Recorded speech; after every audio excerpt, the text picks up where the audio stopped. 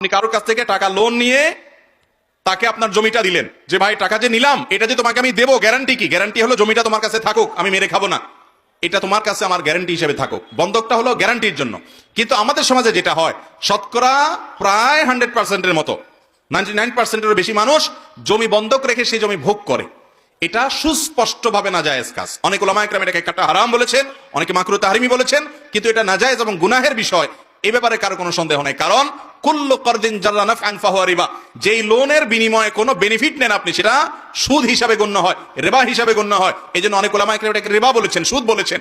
অর্থাৎ আমার জমিটা আপনাকে দিলাম, আপনি আমাকে 5 লাখ 10 লাখ টাকা দিলেন, আমার বিপদ হয়েছে, সেজন্য সেই টাকাটার আমি কাজ সারলাম, যতদিন আপনার টাকা আমি শোধ না করব, বিনিময়ে যিনি টাকা দিয়েছেন তিনি ওই বেচারা যিনি লোন নিয়েছেন তার জমি ভোগ করবেন। তাহলে আপনি লোন দিয়েছেন, বিনিময়ে যে উপকার ভোগ করছেন, ফায়দা হাসিল করছেন, এটা গুনাহ হবে।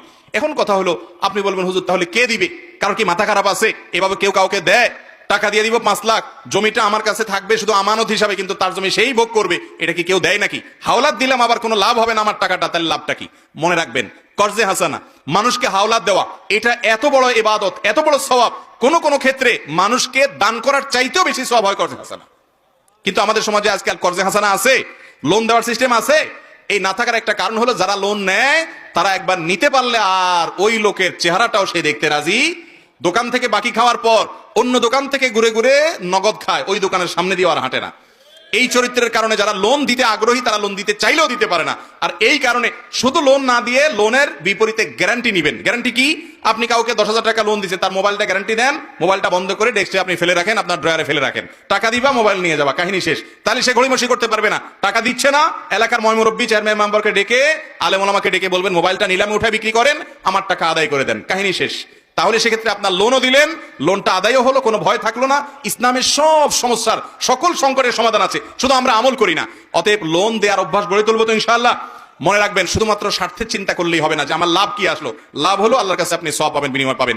বিদায় খোলাসা কথা হলো, জমি বন্ধক রেখে সেটা ভোগ, যিনি টাকা দিয়ে জমি রেখেছেন তিনি ওইটা জমিটা ভোগ করতে পারবেন না। জমি থাকবে তার কাছে গ্যারান্টি হিসাবে, যার জমি ভোগ তিনি করবেন। শুধু তিনি টাকা না দিলে জমি যাতে করে বিক্রি করার উদ্যোগ নেওয়া যায়, মূল দলিল দিয়া এলাকাবাসীকে নিয়ে, সেই ব্যবস্থা তিনি গ্রহণ করবেন। তবে এখানে বিপরীত রাস্তা, বিকল্প একটা রাস্তা আছে। সেটা হলো, যদি দেখেন আপনি বিপদগ্রস্ত, আপনার 5 লাখ টাকা দরকার, কিন্তু জমি আপনাকে কেউ, এই টাকা আপনাকে কেউ দিবে না জমি ভোগ করা ছাড়া, যদি এরকম হয়, তাহলে আপনি এই চুক্তিটাকে একটু ঘুরায় নেন, চেঞ্জ করে নেন। ফরম্যাটটাকে চেঞ্জ করলে জায়েজ হবে। কিভাবে সেটা আমি বলি। যারা কট নেন, ফরম্যাটটা হবে এরকম, ধরুন কথার কথা, ওনার জমি আমার টাকা, আমি ওনাকে 5 লাখ টাকা দিলাম, উনি আমাকে জমি দিল। আমরা বলবো এটা কট না, এটা বন্ধক না, এটা নিচ্ছি আপনার কাছ থেকে আমি ভাড়া হিসাবে। আপনার 10 কাঠা জায়গা আছে, 1 বিঘা জায়গা আছে, 5 লাখ টাকা আমি আপনাকে এখন অগ্রিম দেব, এই জমিটা আমি ভাড়ায় নেব। প্রতি মাসে এই 1 বিঘা জায়গার ভাড়া আমি 100 টাকা দেব। দুই পক্ষ রাজি হয়ে 2 টাকাও ধরতে পারে, এটা তাদের ব্যাপার। 100 টাকা, 200 টাকা বা 50 টাকা ভাড়া থাকলো প্রতি মাসে, বছরে 1200 টাকা ভাড়া থাকলো। 5 লাখ টাকা যে দিলাম, এটা হলো ভাড়ার অগ্রিম। তাহলে এটা হলো জমি ইজারা। ইজারা মানে ভাড়া দেওয়া। ভাড়া দিয়ে টাকা নেওয়া জায়েজ আছে, যে আমি আপনাকে ভাড়া দিলাম, এবার আমার জমি আপনি চাষ করে খান বা যা মনে চায় করেন। জমি ভাড়া দিয়ে দিছি, ভাড়া দিলে যিনি ভাড়া দিচ্ছে তিনি যা ইচ্ছে তা করতে পারবে। অতএব ভাড়া নিয়ে উনি ভোগ করবে। আর টাকা যিনি দিচ্ছেন, ওনার ওই টাকাটা থেকে যেই কয়দিন উনি টাকাটা পরিশোধ না করবে, ততদিন পর্যন্ত ভাড়াটা কাটতে থাকবে, লামসাম ভাড়া থাকবে, যাতে কোনো অসুবিধা না হয়। 5 বছর পরে উনি পরিশোধ করছেন, তাহলে মাসে 100 টাকা করে ধরলে বছরে 1200 হয়, 5 বছরে 5 12 60 হয়। ওই 5 লাখ থেকে 6000 টাকা বাদ যায়, বাকি টাকা পরিশোধ উনি করে দিবে। তাহলে উভয়ের জন্য হালাল হবে। সিস্টেমটা বুঝতে পারছেন?